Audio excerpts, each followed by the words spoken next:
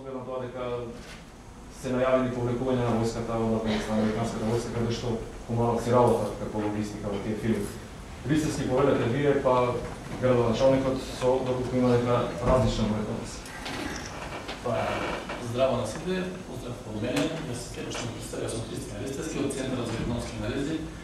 Анализата направена од 2012 година и после тоа немаме направени други допълнителни анализи, но земајќи ги во предвид повлекувањето на војската на НАТО и на Съединените американски држави со тоа се очекува и бројот на лица кои што работат таму да се намалува.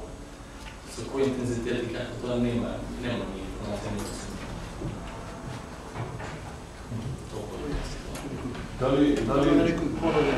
Дали е оцениш помагало има нешто? Може би направивме анализа во основа на податоците на Центарот од Скопје, благодарност, прекрасен труд, според мене. Немав многу време за да направам обсежни анализи, но она што јас, според тој труд и според одредени наши интерни анализи, и со деканот, и со моите колеги и студенти, некаде според, повторно ќе кажам, исто како вам, не е проверена бројка, околу 9000 кумановчани во период од 10 години присуствувале, биле и се уште се во Ирак и Афганистан. Бројката просечна, сега ќе говорам бидејќи сум економиста, со просек е околу 90 милиони евра, која што влегувала секоја година. Просек. Претпоставам, една година влегувала 270, друга 100, 300 и така натаму. Просечната бројка е 90 милиони евра или вкупно некаде според нас околу безмалку милиарда евра. Тоа е фрапантна бројка. Така да јас од она што можам да го заклучам и од моите говори предавани овие 4-5 години во Куманово, бидејќи не сум кумановец, ама се чувствувам кумановец повеќе од можеби сите вас, бидејќи го почитувам и ве респектирам многу. Град кој што има голема специфика и мора да им се даде признание на сите кои што заминуваат Ирак и Афганистан. Сепак тие се храбри луѓе кои што се ризикуваат себе си. Зошто вака кажувам емотивно? Кажувам бидејќи ако ги почитуваме со максимум, така мислам дека ќе ги привлечеме да инвестираат слободни парични средства. Сега да не е должен долу, чисто само поглед, понатам ќе... Господин Дановски, дали локалната самоуправа води, не е евиденција, меѓутоа дали има некои своји податоци за тоа колку милиона кумановци се надвор и конечно дали сте свесни и дали на правилен начин го абсорбирате тоа што како капитал доаѓа овде од една страна? Добар ден на сите. Благодарам за поканата, за оваква трибина. Сакам да се извинам на присутните за достојањето, не политичко достојање, бидејќи вие најавите, тоа е својствено за некои други политички елити и јас обично не доставам да составници, меѓутоа јас имам плечка со граѓаните во Речица кои блокираат пат и бойкот за сообраќање од метро се слушува. А од друга страна не дозволуваат поставување на еластични препреки на пат, кои во овој момент се единствено можни во Куманово. И таа дискусија и конверзација што ја прави со определени луѓе кои се носители на таа активност само, ми одзема време за да недодам на време одека, така да ја се извинувам на оние кои ме очекувам, не од политичка генеза, но и од практична генеза и решавање проблемот на граѓаните. Затоа во едното ваше излагање и да ми сакам да кажам дека Куманово е град на луѓе кои видат на печалба, не е само тоа Афганистан и Ирак, него е традиција на Куманово. И ако направиме анализа, сега се концентрираме на анализа на луѓето кои моментално се атракција во економијата во Македонија, бидејќи немајќи никакви страни инвестиции, немајќи можност за економски развој на Република Македонија, се концентрираме на она што е продавање работна снага надвор. Емо како една анализа ќе ви кажам дека Куманово има над 10.000 луѓе кои работат во Западна Европа. И тие луѓе се место да живеат тука. Сега некој дел од средства кои ги заработуваат во Западна Европа ги пласираат тука и економскиот раст на Куманово, односно фискалната стабилност на се одржува исклучно на това.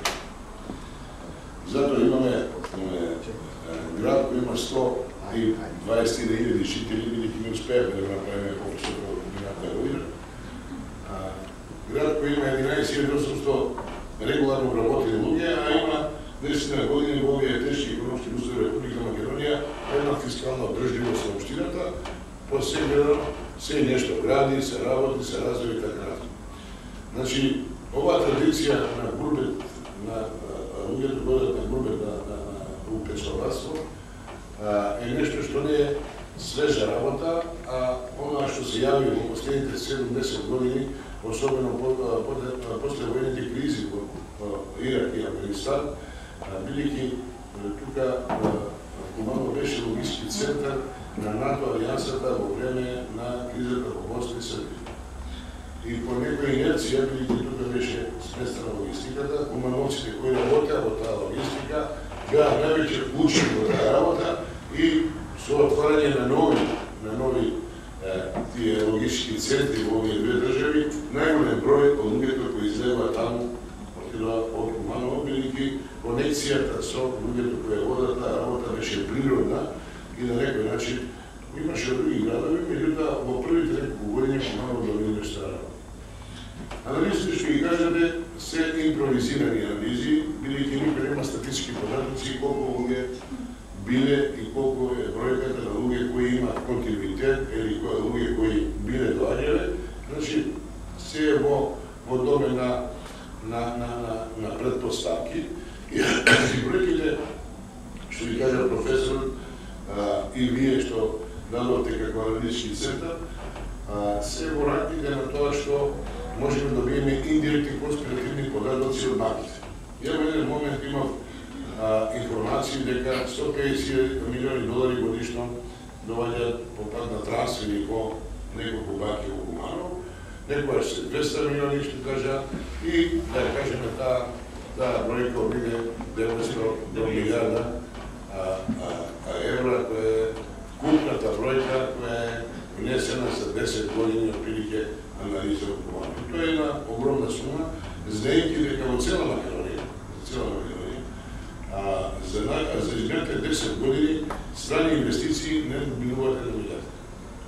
Значи, ако поставиме една паралела во која држава Македонија, значи, купна страни инвестиции, купни инвестиции во Република Македонија во изминалите 10 години се помалку од приходот на трансфери на нашите луѓе, значи тоа се луѓе кои од овој регион, некои други региони кои биле Тетово, Скопје и некои други градови, предоставаме некои други градови по разни линии преговари. Тоа е една бројка која значи дека без овакви фискални подршки, она што се значи трансфер на средства во Република Македонија, тешко да се одржи стабилност на финансиска Република Македонија. Ако погледате добро, она што го даваат банките во Република, комерцијалните банки во Република Македонија, дека нивото на штетни влогови, задолжувањето расте, а нивото на штетни влогови е драстично големо. За задни 50 години личната штетња во Република Македонија кречна за 1 милиарда. Значи имаме 2 милиарди, 4,5 отприлike сега разни податоци од разни места се имаат, били да она што имам во Държавна банка е 2,4 милиарди е лична штедња на граѓаните, а на конто на тоа правните субјекти имаат одлив на средства од сметките, бидејќи не останува профит и тој профит се изнесува или се пласира во некои изјави.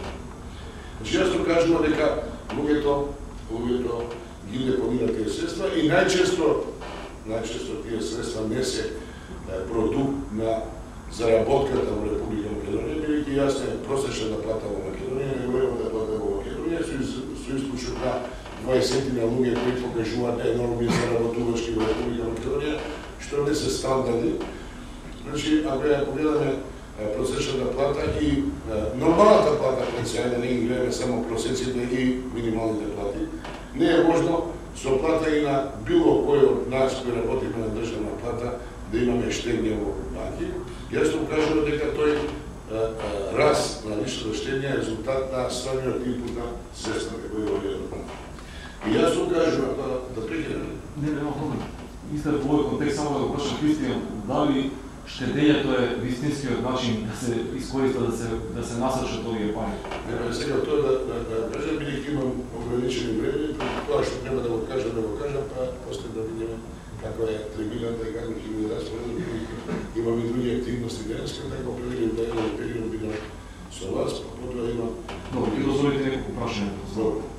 И земам да кажам дека тој депозит кој јасно кажува, значи тоа е една анализа за она што се случува во финансиската, односно состојба со банкарството, ширението и она што е инвестиции. Значи тоа бе една паралела дека и немаме инвестиции, немаме економски раст, а имаме зголемување на долгови, што јасно кажува дека тие пари се од трансфер. Се поставува следното прашање, после ова што го кажам, што понатаму, бидејќи на една страна имаме намалување на инвестиции, значи немаме пропорционалност во раст на инвестиции. Еве само како информација дека минатата година 56 милиона или 61 милиона страни инвестиции, што е нешто што е смешно, или да кажа срамно да се зборува за една земја која има таков GDP, таков друштвен производ, и која има тенденција да биде европско интегрирана земја, а со таков економски статус и таков ниск раст на економија во Република Македонија. Значи, треба и оваа тема и затоа студентска пристроја да размислуваме да тие пари бидат ставени во системот на развојот економски на државата, значи во инвестиции и една слика која покажува дека храброст на овие луѓе кои тешко ги заработуваат своите пари надвор, да ги вложуваат во економијата, не е на завидно ниво, значи не се осмелуваат да ги финансираат тие пари. И на некој начин разбирливо од позиција што немаме клима и амбиент во државата за сигурност во економската сфера, наша инвестиција во стопанството, односно во оно што дава профит и најсигурно е да ги депонират како што би било. И па баш тука и ја гледам шансата локалната самоуправа да направи нешто. Значи, сепак тие се луѓе со одредени различни образовни структура, со средна школа, не се упатени во правење сите тие работи. Предпоставам дека локалната самоуправа има интерес да ги собере на купче и да разговарат, да ги инвестираат тие пари на вистински начин, да им возможат соодветни услови, не знам, данъчни објаснувања, кои тоа во дома на локална самоуправа, да се кажете вие. Дали воопшто достига сте се собрани на некој услови? Да, добро, прашањето е доста интересно од аспект што оваа тема постојано ден е на нас во политиката, односно онаа диспропорција што постои помеѓу политиката, односно што се вика локалната самоуправа и луѓето што е во локалната самоуправа, од друга страна инвеститорите и од трета страна и најважната страна во целиот тој процес, децентрализацијата како процес, основен демократски процес, бидејќи овдека ексклузивно право на локалната самоуправа во однос на економскиот развој не постои, бидејќи главната политика за економскиот развој, се она што значи инвестициски дел се централизира, односно во Влада на Република Македонија, односно на централно ниво. Затоа сакам да истакнам дека од тие позиции и тешки спреги на релација, тоа не е пример само за Кумано како опозицијски град на локално ниво. Меѓутоа имаме и други градови во Република Македонија каде имаме политички партии, а разборот не покажува нагло на линија. Значи, дефинитивно дека амбиентот, без разлика на сите законски прописи кои беа донесени во изетот период каде имаме намалување на некои даноци и така натаму, односот климата пред се безбедносните причини во Република Македонија, перспективата на државата не овозможува отварање на големи инвестицијски можности. Јас сега само да постигнам со жалење дека во изминатите 10 години во Куманово главната инвестиција беше урбаната експанзија. Луѓето кои донесоа пари од надвор, трчејќи по многу брза заработувачка, влегоа во процес на инвестиција во градежништво, бидејќи тука е циклусот некој година и половина за еден повратен период да се инвестира и да се продаде, и тоа имаше една стабилна фаза во првите моменти кога имаше поголема поварувачка од понуда на пазарот, бидејќи да се изгледи тоа треба временски, треба да се урбанизира, да се добијат сите потребни документации, што многу често се излегуваше од тој обсек. И дојдоме во ситуација да во моментот во Куманово сега има над 800 стана кои се во тек да градува или се градат, а имаме уште барање за не знам колку малкички или нови локации, а поварувачката на пазарот е сведена на многу ниско ниво. И тука е најголемиот кикс, односно едно промашување во инвестицијскиот дел, бидејќи поголем процент од парите ќе бидат вржени во нешто што ќе биде како некретина, што го представиме парите во некретина, а обрат на средства ќе нема развој, ќе нема раст на економски раст, што на некој начин е еден фактор, на некој начин може би за нив е сигурност во парите, али не донесува до зголемување на и раст на економијата, односно зголемување поголемување на капитал. И тука е фундаментот на грешката на концептот. И затоа мислам дека општината не може да се осигура, не општината локалните самоуправи, бидејќи самите инвеститори мора да имат менаџери, мора да имат консултанти, мора да ги користат науката, универзитетите, луѓето кои се профилирани за таа работа, за да успеат да најдат начин како нивните средства да се инвестират и најбрзо да дојдат до оплодување. Тоа е нешто за кое сакам да зборувам и на некој начин моја констатација за општата состојба во односот на инвестиции во Куманово е таква како што е и проблемите на овие луѓе кои враќајќи се таму остануваат за иднината необезбедени, немаат сигурна инвестиција, немаат сигурни финансиски инпути за натаму оплодување така. Ајде да учиме Истерски само, може би има некој модел како понуда за тоа како, ovo што изговорише господин Дамјановски, да се насочат за тие пари. Значи, дали тие сами да бараат, условно речено, луѓето што работат во странство со консултанти, па да формираат фирми, или може локалната самоуправа на некој начин да ги насочи, да има возможни услови, зашто да не е со дружен капитал да се направи нешто? Во голема мера што кажа началникот за вистина и реалноста, да се понади решение на тоа како да се подобри ситуацијата не е едноставно и не е дека наистина тоа ќе биде, меѓутоа може да се дадат одредени насоки како би се развивала вреднина тој процес за да се повозможи побрзо се развие на Куманово, да се креираат нови работни места и така натаму. Зашто парите или ќе се инвестираат во недвижни инвестиции како младот капитал, нема никој да го искористи или ќе заменат пространство, пошто што ми се отвараат многу можности за работа во Дубај, во Доха, во Катар и така натаму. Што значи, општината има можност на два начини, дали еден да го освери двата симултано да ги реализира и тоа преку активно уклучување преку креирање на така некои видови на инвестициони фондови кои што претежно би се фокусирале кон уклучување на јавните услуги, што ги нуди општината и кои што има ингеренции и изработка на јавни приvatни партнерства. Како еден пластичен пример би го дала и гасификација да се формира општинско предпријатие каде што капитал би дали и лица што има слободен капитал кој што го заработка дуре организма. И на некој начин би се гарантирала минимална заработка или подобрување на капиталот. Друго е креирање на амбиентот и колку што може тука, пошто наистина ингеренциите се многу испреплетени и не е само во надležност на општината да креира, да создаде позитивен бизнес амбиент за каде што може да се гарантира нормално владење на правото, да нема некои репрекусии, политички влијања и така натаму. Како би изгледало тоа на пример? Тоа е конкретен проект. Почнати се капитални инвестиции, не знам, затворен базен и така натаму. Како би изгледало тоа доколку овој капитал се здружи заедно со тоа што има како буџет локалната самоуправа? Можете да кажете. Значи, пластичното треба цела студија да се изработи, не може да се каже дека вака или така, или што се тестираат повеќе сценарија кој е најдобро било и која форма да го имате. Можам јас така лаички да речем дека 51% би имала општината, собственост 49% било инвестирано од лица кои што имаат слободен капитал. При тоа ќе се дефинираат минимални цени и количина кои што мора да се произведат или користат за да имаат, кои ќе креираат одреден приход и стои фер профит да се креира. Тоа што би го рекол наједноставно кажам, за позади тоа стои голема студија, анализа тестирање и проверка на сценарија кои би биле најдобра опција за тоа да се направи. Својата врска сте размислували на оваа тема, да не има нешто конкретно што него да знае.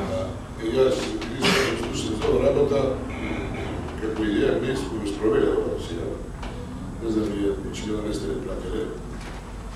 Ставам дека ние пред 2,5 години спишаме едно партнерство за Куманово газ. Тоа е општо предпријатие формирано и постои со 100% класично на општина. Бидејќи не може да видиме кредитна линија, бидејќи тоа е тесна спрема со согласност на владата, тоа има и други причини за таква работа. Ние го распишуваме пред 3 години во едни амбиенти услови каде закон за јавно-приватно партнерство и концесионирање во таква форма напишан и изгласан и во употреба по функција, што со жалење може да констатирам дека до сега ниеден повик, односно ниедна физибилити студија за јавно партнерство, бидејќи услов за јавно партнерство правење на студија, која се усвоила од Советот и потоа иде на јавен повик за избор на партнер. До сега Македонија не слушаме дека има направено јавно-приватно партнерство, до сега не. Сем тоа што сега е во процес за изградба на депонија во јужниот регион. И тој потек што го направивме пред 3 години не успеал да успех што имаше недоречености во самиот закон за јавно партнерство, да спишеме јавно-приватно партнерство за Куманово газ и за чистота и зелено. И двата јавни повика не успеа. На моје жалење 2011 година поднесо нова студија со измени од закон за јавно-приватно партнерство. Советот не го усвоил од нивни причини, нема одлука и нема одговорност за тоа. И таа студија сега стои, надевајќи се дека новиот совет има поголем капацитет и респект дека ќе го распишеме тоа јавно-приватно партнерство со 51% собственост на општина. Тоа е така во студијата зацртано, 49% во инвестиција на партнер, дали ќе биде еден, ќе биде групирани инвеститори, дали ќе биде домицилен, почитам да биде домицилен инвеститор, дали ќе биде страни инвеститор, тоа не ти го дозволува законот да ги ограничиш и лимитираш тие можности. На некој начин очекувам дека проценката е некако 2 милиона евра да се вложи во развојната компонента на Куманово газ, проширување на мрежа и комплетно газифицирање на поголем дел од градот, бидејќи студијата кажува дека за комплетно завршување треба негде приближно околу 10 милиона евра, а ние до сега имаме вложено по проценка на проценител на експертски куќи Институт за економија при Универзитетот Кирил Методиј има проценка негде 2 милиона и нешто евра. Мислам дека да се заврши целосна мрежа да е потребно 10 милиона.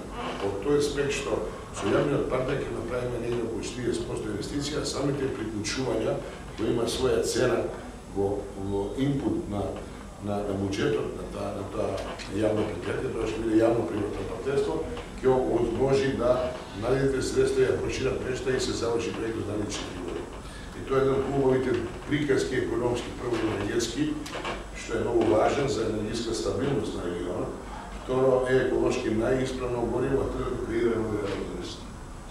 И втора работа која во моментот се размислува и е во појдовна основа за да се направи студија, е студија за јавно-приватно партнерство за комерцијална содржина на базен, затворен базен. Бидејќи затворен базен ќе има и комерцијална содржина, тоа е спа центра, ресторани, експлоатација на надворешното аквапарк, да го кажем, на надворешниот базен, со што локалната самоуправа би го ставила тој простор 2000 квадратни метри на располагање на исто овакви инвеститори кои би го тоа менаџирани во наредни 2-30 години, ќе биде собственост на општина, меѓутоа ќе се даде право на менаџирање, со тоа што ќе има рекреативни содржини, ќе има угостителски содржини и така натаму, и на некој начин да се даде можноста да се влезе капитал, а на некој начин се креира нови работни места.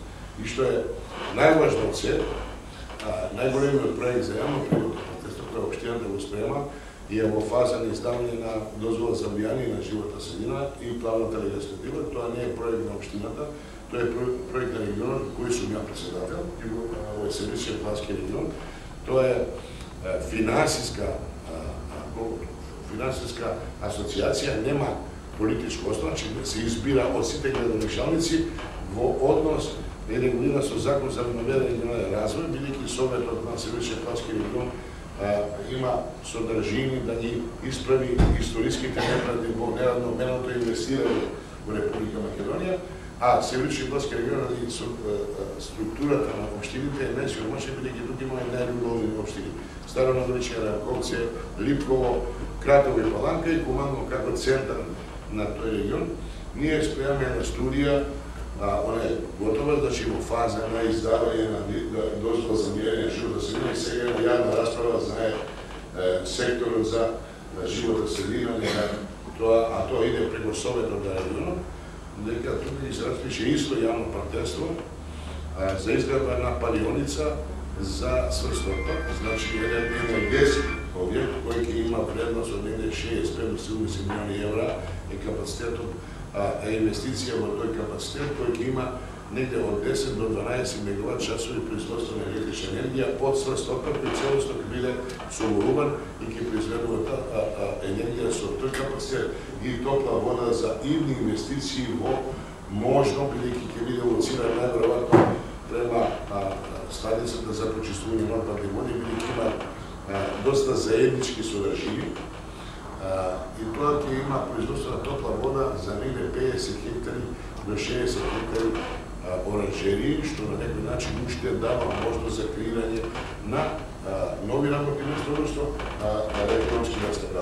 Тоа се неколку потези во насока на стратегијата за јавно-приватно партнерство. Меѓутоа, Законот за јавно-приватно партнерство толку многу е нефункционален на содржината, неговата содржина со имплементацијата, бидејќи ви кажам, неколку години има за 4-5 години како функционира и како постои, до сега немаме направено некој спектакуларен потек во насока на јавно-приватно партнерство. Може ли увиди на тие работи ќе се Што да се има тука опции, уште едно прашање, после ќе има можности за вас, илјади новинари може да постават прашање. Господине Петрушевски, дали во овој смисол да се искористи овој, да се насочи овој капитал на некој начин, сте имале некакви контакти со луѓето кои што работат таму или се вратиле веќе за да инвестираат, не знам, во високо образование, во конкретно она што вие го работите во Европа? Значи, јас нормално дека контактирам со такви луѓе прво како помагувац, друго како човек кој е многу близок со тие луѓе, бидејќи поголем дел од нив и беа мои ученици, или се уште се ученици, имаме голем број на студенти кои работат во Авганистан, но водено студираат кај нас. Значи, нормално дека нас е многу блиска таа проблематика.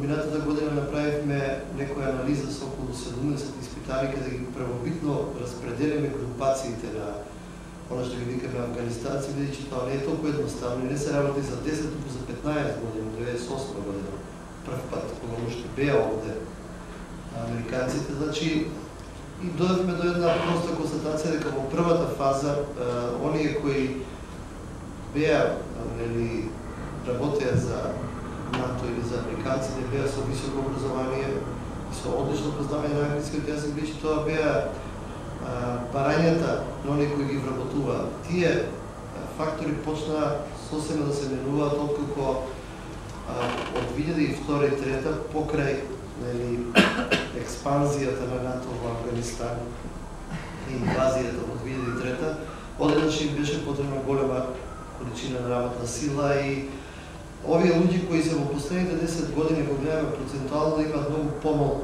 процент на квалификации на образование и тоа го знаеме конкретно преди тоа што барат кај нас образование додатно. Тоа е за нивната поделеност која е многу важна. Значи, ние имаме сега нов институт за менеджмент и културолошки истраживања не случајно. Значи, ние не можеме само да гледаме економски фактори одделно од културните фактори.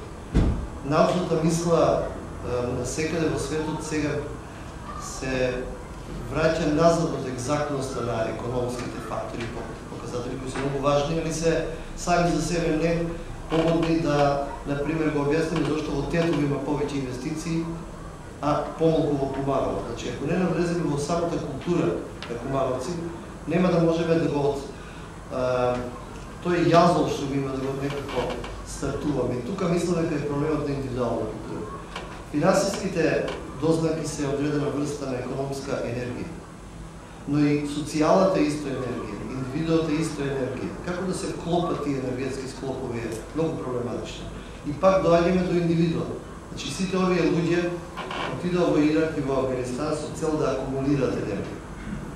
Тие акумулира и се уште акумулира. Значи збориме за финансиска енергија која оние имат и кој што гледаме поголема од целата инвестиција во цела Македонија.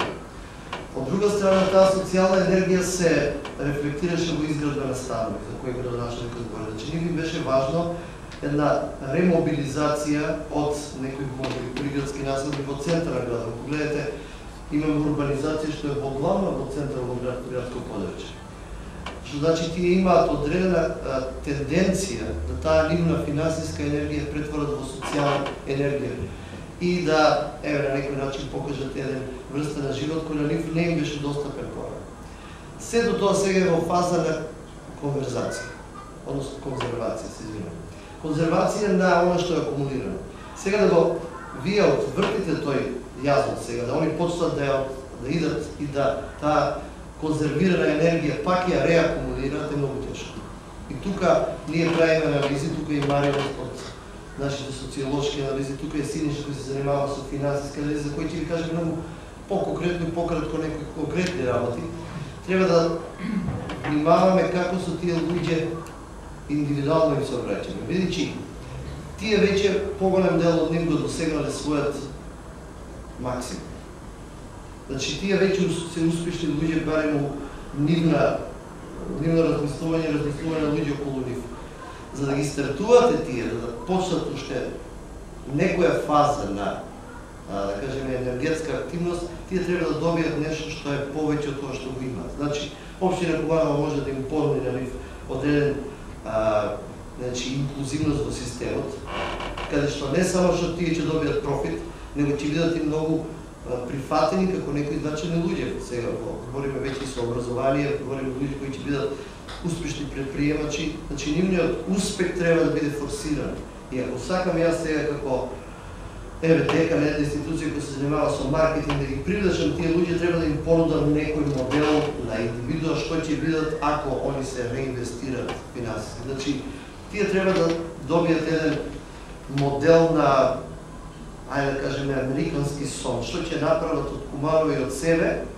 Прво они гледат за себе, после ќе гледат за Куманово, за да ги реинвестираат своји пари. И тоа е на нив многу важно.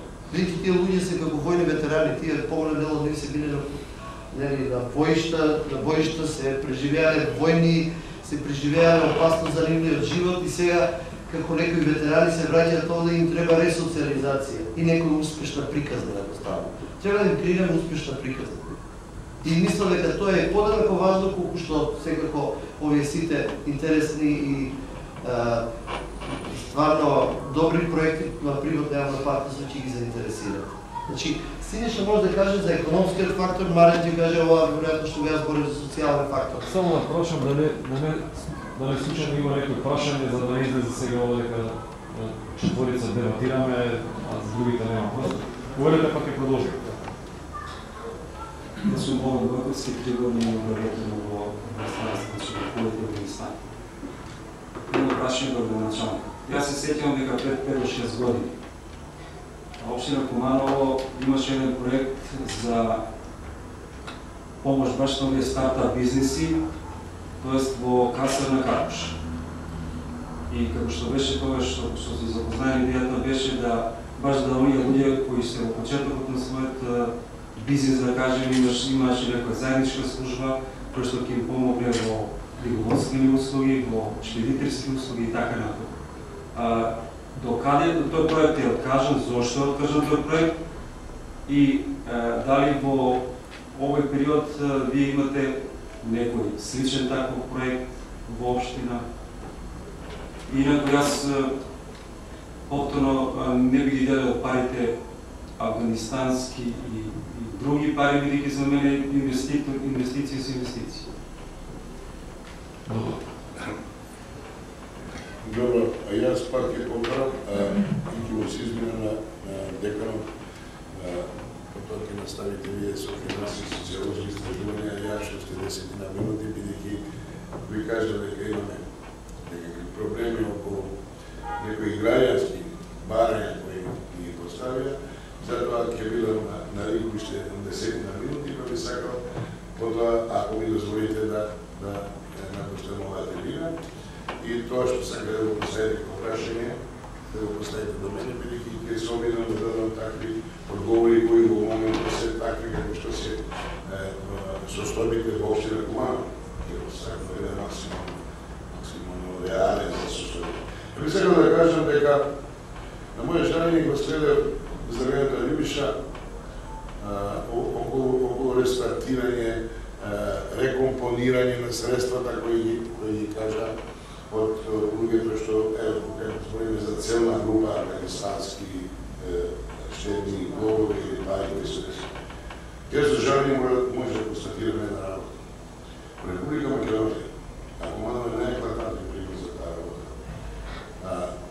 значи ако погледате структурата на онова што значи структура на GDP-то или бруто национален доход, имаме една парадоксална ситуација. Најголем процент ги прават услугите, а имаме контролиран пат на индустријско производство 20+%. И тука е една жална ситуација, во респект што услугите во Република Македонија не можат и не смеат да бидат предоминантна категорија. Затоа имаме позиција баш за таа индустријска зона на Сева Капуш, а сега со страх очекувам овие дена ќе распишам лицитацијата за 60 нови парцели, односно 600.000 метри квадратни изградена индустријска зона во атарот на Решица, каде очекуваме да имаме апликација на некои заинтересирани инвеститори под најповолни услови што постои, не знам се дали ќе постои, каде ќе имаме 1 евро квадратен метар и 0 евро комунален. Значи, по-добро и по-добри услови здрави. Меѓутоа, јас сум особено начин. Ја не имам иницијатива за проширување на индустријски капацитет, за зголемување или барање за изградба на фабрика за преработувачка индустрија, па и да е загадувачка, каде има услови да се направат стандарди, да се размислува и да се бидејќи таму има некои други процедури околу животна средина. Значи, немаме до сега за 8 години иницијатива за изградба на капацитет индустрија. Во земјоделието е исто сосем. Значи имаме 100 милиони евро субвенции годишно, а имаме драстичен пат на производство и зголемен процент на увоз на храна, што е обратно пропорционално од тенденциите европски. Затоа сите овие термини мора да дадат силна заложба во креирање на амбиент за раст на индустријското производство и земјоделското производство.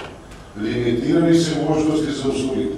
Ако погледате структурата дека од првите 20 години во Република Македонија 14 се што банки, што мобилни оператори, што електродистрибуција и така натаму. Јасно укажува дека ние немаме потенцијал за индустријски раст. Индустријното производство е носечка греда во базата во фундирањето на развојот на екологијата. Затоа ние мора да направиме прво политички амбиент да го дискутираме, за да дадеме сигурност на тие кои ќе влегуваат во индустријско производство. Не, и тука спада енергетиката, бидејќи енергетиката е исто еден дел многу значаен, бидејќи Македонија е економски зависна, енергетски зависна од другите држави. И во течни горива, и во струјата, значи ова што е енергетската стабилност за Република Македонија. Значи мора да направиме амбиент за да им успеи. Еве, наш прв потез ќе биде овој месец, крај на овој месец, пошто минуј месец ќе биде објавена лицитација за 60 парцели за изградба на индустријски стопански капацитет. Се рекои ќе бидат преработувачки, ќе бидат начин да дадеме смер на инвеститорите да почнат да измислуваат за разумно индустријско производство. И не може да размишляме само за изгледба на ресторани, кафичи, не знам, услужни дейности и всушност тоа е структурата на нашата економија, која и многу други земји има такви некои структури. Меѓутоа, ако сакаме да направиме стабилен економски раст, не можеме само на оваа гранка да се базираме. Затоа, еве првите чекови што ги направиме и во минатиот мандат се спремаше, а овој мандат треба да го доживее тоа, да се распишат овие тендери, односно licitации, да се влезе како општина во инфраструктура, пред се мислам довршување на водоводна, канализациона мрежа со прочител сацарники, таму не може да се направи конекција на главниот проектот. И најбитниот дел инфраструктура да се спои, потоа енергетиката ќе биде дел од инвестиции со ЕВН. Мислам дека на тој начин ќе креираме нови работни места. Еве една почетна желба, оптимизам на локална самоуправа. Не знам дали ќе се остави. Самата licitација ќе покаже колку е интересот на граѓаните за инвестиција во овој сектор. И со голема желба дека во нареден период ќе имаме индустријски раст, бидејќи Куманово од најразвиен индустријски град биде град на најголем заговар и најголем број на скршени работници и најголем број на социјални случаи. Ние сме должни да направиме амбиент натаму, желбата е на граѓаните. Значи, еве една моја идеја, одnosno не идеја, него имплементирана проектна задача која сме ја завршиле како урбанизација, се останува на инвеститорите да направат она што треба да направат.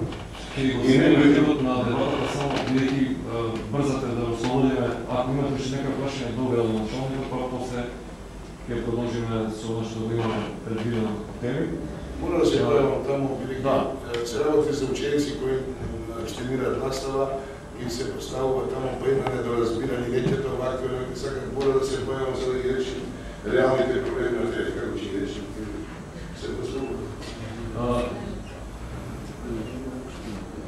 Господине Дарановски, некако вака како се погледа од страна центарот на Куманово личи како, не знам, скопска кисела вода или Деван Мало, некако стихино се гради и таму кај што нема простор се дигаат згради. Дали, што е причината што, да речеме, претходно не се овозможија инфраструктурни услови? Некако се чини како да не може тие мали улички околу центарот на Куманово да ги абсорбираат сите тие возила кои што кога тоа ќе се појават во тие станени објекти. Како го планирате тоа? Како се прави кога се издава градежна дозвола? Бидејќи дел од темата е тоа, вели дел од тие пари се од луѓето кои што работат во индустријални станите. Сега нема да би сакал да оваа дебата прва во политичка трибина, каде ги критикува мене или други. Меѓутоа јас може да со жалење констатирам, со 8 години на политичка функција, дека тоа е кумулиран проблем,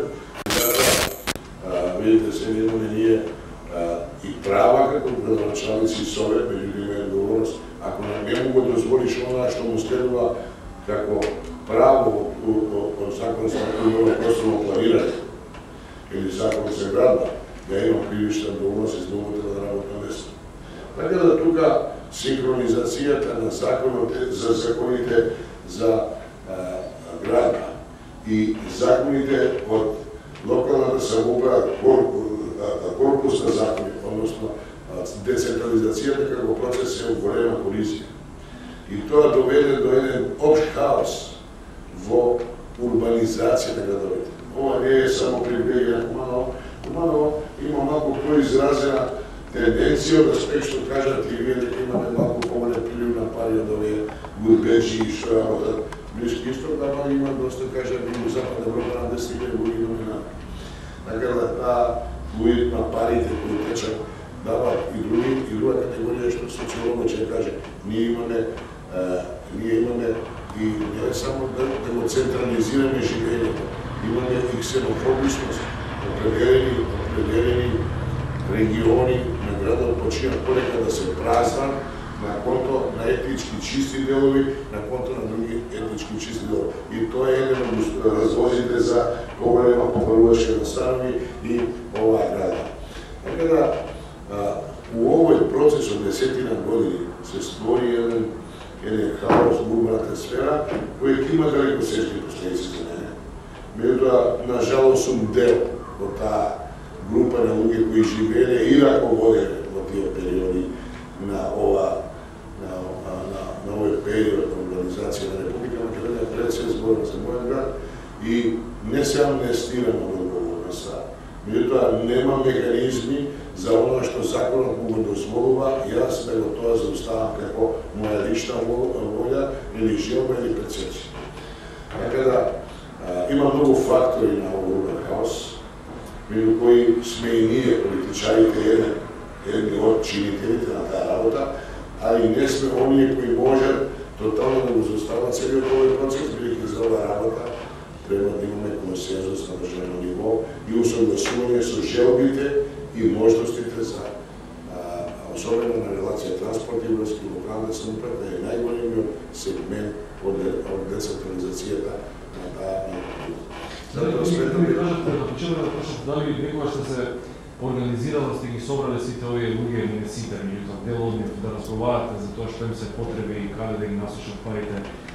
И бидејќи прилично долго сте на прв човек на градот, дали сте задоволени од тоа како тие пари се искористени? Дали се плашите дека тие пари ќе бидат негде надвор, ќе се прелеат, ќе се одат, ќе се потрошат и така натаму? Дали градот виде фајде на крајот на криштото од сите тие пари? Тоа не го разбрав од оваа дискусија. Видите, јас не може да соберам група од 5000 или 7000 како се представува, али најголем процент од времето моја работа го трошам со инвеститори и со изведувачи и фирми кои ја кажам дека најголем процент од парите се во градежниот сектор. И тие се постојано пристигнали дека постојано имаат проблеми, или излегуваат од габарити, или маркица не е мала, или многу проблеми и постојано се ги присутни. И сега, да ви кажам, моето угодно излагање кажам дека на моје жалење најголем процент од парите се влева во градежна индустрија и како што каже Љубиша, ги конзервира парите во кредити, односно сега реинвестирање на тие пари е еден процес кој ќе трпи загуби, кој ќе носи последици, така да јас тука не можам да влијам на сферата на свеста и концептот на тој што е инвеститор. Меѓутоа, стоиме отворени со овие проекти што ги кажем. Јавно-приватно партнерство за базен, јавно-приватно партнерство за газ, јавно-приватно партнерство за топланата. Значи се, тоа се големи скапи проекти, не верувам дека у такви скапи проекти некој ќе најде 60-70 милиони евро, европски пари треба да видат. Меѓутоа, еве почетно ова зоната индустријска 60 фабрика. 60 фабрика. Значи ние тоа ќе го направиме со желба да ги внесеме внатре, меѓутоа желбата дали ќе нам дадат развој на индустријското производство, или земјоделството, или преработувачката индустрија, или пакување производство на земјоделски производи, кои исто така е дел од земјоделството. Мислам дека тоа е концепт на инвеститор. Ја тука не можам, не само ја и моја соработник, затоа на своја и целата политичка платформа, не можеме да измениме амбиент во главата кој што сака и каде да се. А обратно, дали се случи обратно да речеме некој со конкретен бизнис план да ви дојде и да вара конкретна подршка? Или таков, дали воопшто се случило овие години да е на начин? Па еве, кај мене најчесто доаѓале со конкретен бизнис план за енергетска ефикасност промена на силици. За штедливи силици. Тоа е една приказка која пие вода за 30% од струјата, штедливи силици. Сите што доште, сега доште 7-8 компании, да е бизнес план, и никој не се нафади, направија рачуница да го тоа спроведат, бидејќи економската рачуница не ги дава можности. Они уштедена е нече енергија, би го плачале кредитор и така напред. Тоа е една работа. Конкретно за некои работи, кои што е големо производство, некоја индустрија, некоја фабрика, некој не можат им биле турците за производство на стакло и се покажа ради. За овие наши луѓе кои што работат, се враќаме на тема, кои што имаат за голем направи сем за надежништво, немам пари од ние до сега, барем до сега. Некој што сака да прави некој погон, така. И ако бара, мора да бара согласно согласно закон. Ако бара нешто што не е наша ингеренција, не е наша или некој објект кој не е подобен, тоа не може да го возможен, бидејќи мора да делува согласно закон. Океј, јас само кратко, господин Максим, да се надоврзам на градоначалникот. Не може да ја измени психологијата и тоа е точно. Сега викам, еве го реалниот сектор, еве каде сме ние. Јас 6 години работам, може и 7, и повеќе наменување на психологија, рисков и командо и секаде. Значи една нова перцепција. Која е таа перцепција? Предприемништвото е патриотизам. 4 години ја повторувам, а сега гледам и овие мои почитувани економисти од влада исто да го повторуваат што е добро. Значи, окей, се фокусираме во оној патриотизам кој што навистина ќе креира успешни луѓе. Да се надоврзам на градоначалникот кој што е исклучително го ценам како успешен, може би еден од најуспешните ако не му правам лице, ако го исклучам градоначалникот од Струмица. За мен, тоа е мој субјективен став. Евробизнес консалтинг, компанија која што ќе се формира, еве, јавно тоа го тврдам, со целокупната моја енергија и поддршката од локалната самоуправа, од банкарската фела, и истакнати професори токму кои што знаат и тренери како да креираат успешни луѓе. Ние прво треба да ја промениме психологијата на секој еден работник или лице во Ирак и Афганистан. Сега дали има државата услови за тоа или не, градоначалникот говореше и јас сосема се согласувам. Државата мора да наметне една позитивна слика на евроинтеграција и членство во НАТО. Ние имавме гости пред 2 недели од Европа и навистина 8 дена почувствувавме тука си мои студенти што значи да се биде член на европска држава. Која е таа енергија и која е филозофија на секој еден млад во Европа. Така да, она што ќе биде предмет на разработка на овој консалтинг центар ќе биде токму континуирана консалтинг, сметководствено, поддршка на секој еден и креирање на бизнис план и поддршка се дека бизнисот трае. Сега, дали треба услужен сектор или производство, повторно се согласувам, ние имаме пат на производствениот сектор. Ако немате производство, БДП нормално ќе биде нула. Една држава каде што има само услуги, што правиме сега? Отвараме во Скопје, нели, Сити Мол, супер, одлично. Но сега треба да се затвори градот за 10 дуќани, а да се отвори во Сити Мол исти ретрансфер на пари. И што добиваме? Така да, вината, не е само во локалната самоуправа. Локалната самоуправа може би, сега не знам, јас не сум тука во континуите, треба да продуцира енергија. Значи, овакви трибини се неминовност. И тоа што се вика како отварање на слободна економска зона.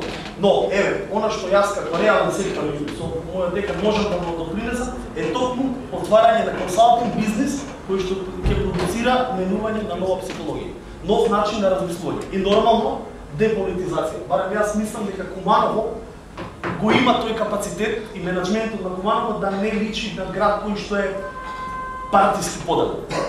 Барем така, јас не мислам дека овој градоначалник го почитуваат и албанци, и македонци, и роми, што е многу за почитување. Бидејќи моето потекло кажува дека кога имате место на живење со голема поделеност, тоа не нуди резултат. Тоа е едноставно смрт на секој предприемач. Благодарам. Токму тоа планирав да биде. Токму тоа беше прашање, следното прашање, делот анализата на Христијан се однесува токму на тоа дека не секогаш економски се причините што луѓето заминуваат на пешка. И токму тоа и се споменува во таа анкета, чисто за да знае јавноста, ако може веројатно и градоначалникот да одговори во своја одбрана, дали е тоа така, што има политички поделености и сите тие работи кои што влијаат луѓето да заминуваат од Куманово во Ирак и во Афганистан. Точно, обеззашувањето најглавниот фактор беше потенцирање како политизираност на општеството и поради тоа луѓето не се да го прифатат членството ни во една или во друга опција, се решават да работат што треба на некој начин и да варат решение странствено. Меѓутоа тој проблем се јавува кога се работи повторно тука. Не може да сте така да влезат таа шема која што се креира во нашата држава и да игра според тие правила и тоа е голем проблем за успех во бизнисот кај нас, пак и на држава, таа е ситуацијата. Поверете, господин Даниловски, дали е ова некој поразителен факт за вас е да луѓе заминуваат затоа што било исполитизирано, не може да дојде работа за политички причини така. Тоа е више него точно и на жалост јас сум еден од жртвите на тоа политизирано општество. Мојата ќерка исто напушти држава или установство работи, бидејќи со 9 на медицина просек, пошто е моја ќерка не може да се запосли. Тоа исто важи и за општината, конкретно партизирање на локалната администрација. Јас не бегам од одговорноста, бидејќи се креирам бил такво како што е, погледам што се случува на ниво на држава. Тоа е нешто мала слика има и во општините. Мислам, а не сме живееме од аспект што не сакаме да ги спазиме стандардите на демократизацијата. Јасно е плеската. И погледате Албанија, која влезе во НАТО од 4-5 години, има 1 милиарда инвестиции на страна на една година, ние имаме 60 милиона инвестиции. Значи, јасно укажува дека безбедниот систем, интегрираноста во европските системи е дел од приказката за сигурни инвестиции и економски развој. Мора тоа да го сватиме, а економската емиграција, што ја спомнате, е исклучително. Една е социјалната карта, а другата е политичката независност. И во таква состојба, ако ги просматрате анализите на Евростат, како се вика куќа за статистика, за 10 години за ништо 240 македонци иселени, а не за ништо над 350.000 луѓе бидејќи не се регистрирани. Што значи тоа? Дека 20% од активното население ви е надвор. На 2 милиона жители, на 400.000 деца до полнолетство, 360.000, вие имате 350.000 други иселени кои работат во Западна Европа. Значи, бројката е поразителна и не е исклучиво социјална карта, повеќе непочитување на институции на себе, активно пасивно зависни односи од политичките прилики во Република Македонија, а не збораме дека една партија е главно наклонета, другата е регина, збораме за нефункционирање на институции на систем. Во овој дел на безбедносен дел на прашањата, со многумина што биле во Министерството разговарали, прво што ќе речат има страх од рекет. Значи, дали легален, дали нелегален, дали пред државата, локална самоуправа. Како вие ќе ги убедите дека барем локалната самоуправа ќе ги заштити и нема да ги прави тоа што се случува во повеќе градови во Македонија? Транспарентноста на работењето е единствен начин како може да граѓанин, оној кој е потенцијален инвеститор, има верба дека ќе биде заштитен. Меѓутоа има многу елементи, не само постапките пропишени со закон, и самото одржување на бизнисот, и самото добивање и наплата. Погледате што се случува во Република Македонија. Најголеми инвеститори е државата. Погледате како ги селектират фирмите, на кој начин се работи во државата. Јасно укажува во која населје се движи. И од таков амбиент не може да дадеш гаранција дека тој што ќе инвестира има сигурни фер односи на пазарот, дека исклучиво ќе одат законите на пазарната економија, бидејќи ако тоа не е во служба, сите други методи го враќаат општеството назад. И мислам дека ние сме сега во таква фаза. Благодарам, да прашам некој да не има да него заинтересира нешто специјално, ако не, повеќе.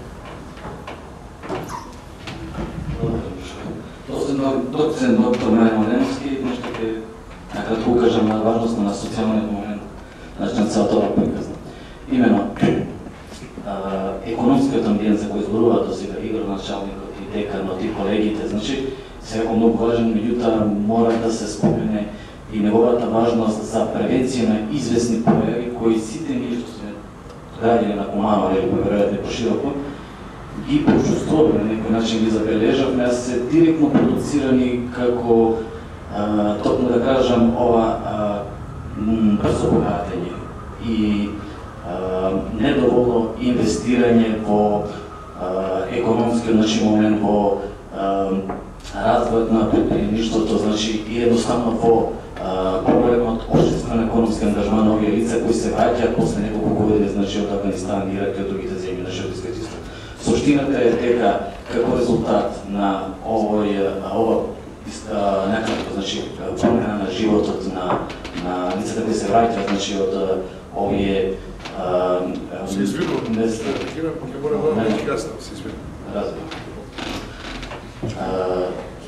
Она што суштина сакам да го потенцираме, она што нели го има и во својата глава нели како еден стереотипна представа за еден типичен афганистанец или афганистанка, нели, секако со еден дел од значи исклучоци, а тоа е дека лицата кои се враќаат по известно време од таму што прават, значи prvenstvено ги решаваат одредени материјални проблеми кои ги имаат, нели, голем дел од нив имаат можеби и долгови, купуваат стан, куќа, нели, возил и така натаму, и преостануваат пари, меѓутоа она што е суштинското, значи, откога тие пари веројатно ќе ги вложат во банка, еден дел нели во образование, можеби и во некој мал бизнес, меѓутоа полно дел се од нив, половината дел значи ги вложат парите во банка и едноставно преостануваат млади пензионери. Едноставно имаат доволно средства на располагање. Што се случува со тоа? Тоа не е во суштина голем проблем, меѓутоа проблемот е со неискористеното слободно време и промената на однесување.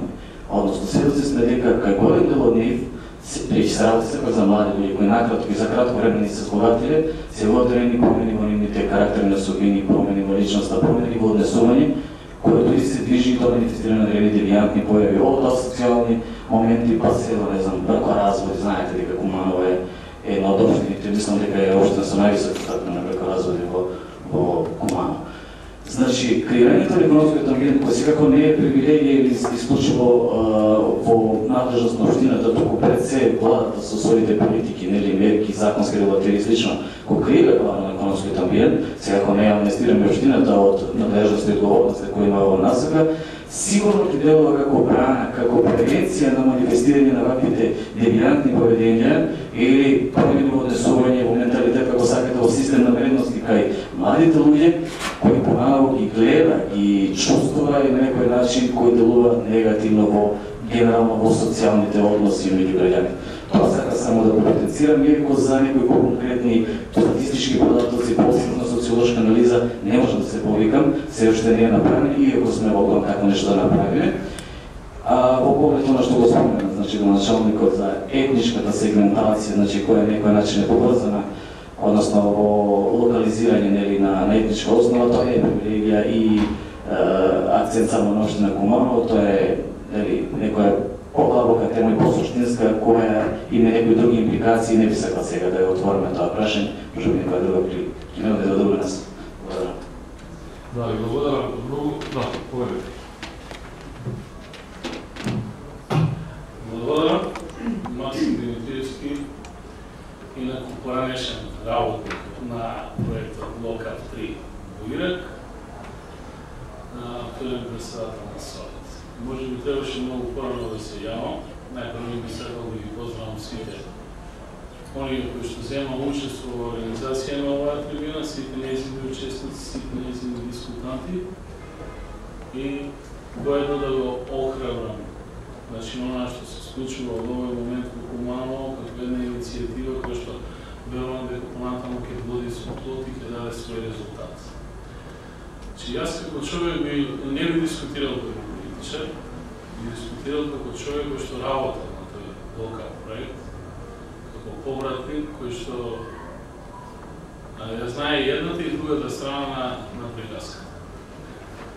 Значи, апсолутно се слагам дека социолошкиот момент, социјалниот момент, адаптацијата на сите тие луѓе од особено значење, бидејќи психолошкиот момент кај секој повратник од кризните региони, кај што навистина им се бива на тие луѓе кои што заминаа, отидаат таму, собраат доволно храброст, енергија, беа многу упорни и направија нешто. Значи, создаваа нешто, бидејќи условите во нашата држава се такви какви што се, а не се само одговорност на локалната, туку и на централната власт, но сепак се одговорност на политичарите во државата се создавање на едни нормални економски услови за нормално функционирање на работење. Смолна сили отидува, значи направија одреден капитал, но истиот за жал не знаат да го реинвестираат и да го продолжат.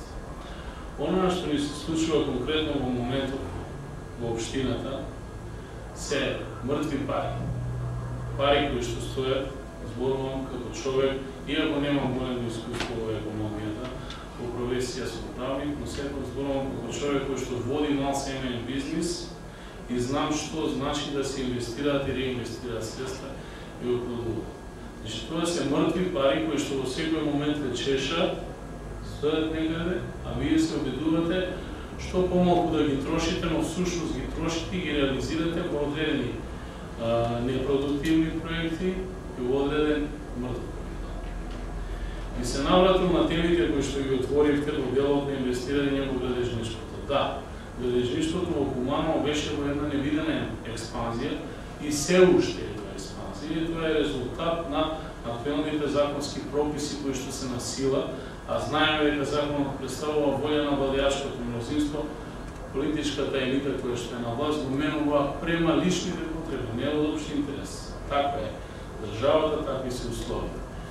Луѓето инвестираа средства, но во купување на мртов капитал, не во бизнес. Значи, ние имаме само неколку мали компании кои што функционираат на ниво човек, фирма и се застапени во градежништвото. Додека главниот колач во бизнисот од тие тешко спечалени пари, јас би кажал тешко, бидејќи парите кои што се печалат во Ирак и Афганистан воопшто не се лесни. Значи, потешкотии се чувствуваат подоцна после 10, 15 и 20 години, кога сите оние повратници ќе сватат всушност што работеле. Мене ми беше потребно, после година дена работење на проектот, да поминам 3 до 6 месеци адаптација, за да можем нормално да функционирам со своите домашни. Не затоа што сте изложени на радиација како што некој друг е, туку затоа што работите во еден комплетно различен систем од нашиот, работите во еден комплетно различен свет од нашиот. Значи, организацијата е сведена на тоа ниво да кога ќе се вратите во матичната држава ве нервира се. Почнувајќи од онаа како работите или се наместени дома во куќата, на кој начин функционираат и дискутираат вашите домашни со вас, па на работа како ви се поставуваат предпоставените, па и самите како ја организирате работата во собствената фирма. Така да, генерално, проблемот е голем и доаѓа и си го зема својот данок и тешкотијата на работа подоцна. Значи, ќе скратам. Простор за инвестиции во Куманово има. Простор за облагодување на ваквите пари има. Многу повеќе треба да се работи на менталниот склоп кај оние кои што го имаат капитал. Бидејќи многу е тешко да убедите некој дека треба да му ги земете парите и да го убедите дека треба истите пари да ги инвестирате. Дали тоа се работи во одредени инвестициони фондови или пак се работи во форма на јавно-приватно партнерство, кој што постои во Македонија. Има еден таков пример во Струница, но сепак, ја знаете приказката за Струница што се случи. Бидејќи генерално политиката е таква, да некој сака во државата да управува од еден центар и да го контролира комплетниот капитал. 1 милиарда евра или 1 милиарда долари нека бидат. Е многу голем капитал, тоа се 50 општински бруто буџети. Значи, со 1 милиарда евра, општина Куманово ќе функционира во следните 50 години на вакво ниво на како што функционира. Нашиот бруто буџет на општина Куманово се движи од 18 до 22 милиони евра на годишно ниво. Значи, немате да се чудите, тоа не се главните пари кои што ги користиме за инвестиции. Само 10% од тие средства одат во делот на директни инвестиции. Останатите се користат за да бидете малку позапознаени во делот на инвестирање во образованието, намен пренесените, делегираните надлежности и така натаму. Значи, менталниот склоп на нашите пешалбари кога ќе биде сменет, тогаш ќе можеме да говориме и за јавно-приватно партнерство, и за потенцијални инвеститори и така натаму. Не мора да одиме подалеку. Ние во Куманово немаме една сериозна водоинсталаторска фирма, а имавме во Ирак и во Афганистан најмалку 1000 високо квалификувани водоинсталатери. Значи, завршни за нечиски работи во градежништво. бизнис кој што може да се отвори со 10, 20 или 30.000 евра. Не функционира. Го работат поединци, го работат луѓе кои што имаат 50 или 60 години старост. А ни се врати од Афганистан и одира квалификуван кадар на електричари, на водоинсталатери. Значи, нашите луѓе беа таму најквалитетни, но не се осудуваат да влезат и инвестираат во бизнисот, бидејќи сите оние кои што инвестираат очекуваат дека фирмата која што ќе створат, ќе направат, ќе генерира средства за да живеат. Не, фирмата се основа за да се создаде правен субјект кој што ќе генерира капитал самиот за себе си. Не можете да основате фирма која што ќе генерира капитал да го издржува вас, вашето семејство и вашите најблиски, да ви купи кола, возило, да ви ги даде сите благодети на уживање и на живење, а при тоа да го направите се до тоа со 50.000 евра. Значи, таква формула во светот на бизнисот не постои. Токму поради тоа, нашите луѓе не се осудуваат да влезат во бизнис, да влезат во инвестиции. Општината, верувам дека онаа што беше заложено, или сите ние сме во политиката, доаѓаме од одредени политички субјекти и слегуваме со конкретни политички програми пред граѓаните. Онаа што беше ветено од страна на Зоран Дамјановски како кандидат за градоначалник по делот на инвестирање во економската зона ќе биде реализиран. Верувам дека овие наши сограѓани ќе изнајдат начин да инвестираат. Штом ќе купите земјиште, значи истото земјиште не ви значи ништо, освен да доинвестирате вредени средства да изградите нешто. Просторот во предприемништвото, просторот значи во инвестирање на мали производствени капацитети е преголем. Погледнете ги сите продукти во продавниците кои што ги купуваме. На 5% од нив не пишува Made in Macedоnia. И никој не размислува во тој правец. Го секој само размислува, да ќе одам ова, ќе го купам за 10, но ако можам да го продавам за 100, тоа е супер бизнес. Тоа време помина. Благодарам и се извинувам што ви одземам повеќе време. Бидејќи неколку пати менталитетот се спомена, вистина сакам само да прашам, бидејќи во анализата посочувате дека прилично повеќе пари и повратниците вложиле во Тетово, во развојот на тој регион, за разлика од Куманово, каде што многу напрсти се бројат луѓе кои што се одлучуваат да почнат бизнис. Дали до менталитетот е проблем? Што е работа? Да не одига далеко, Тетово Куманово.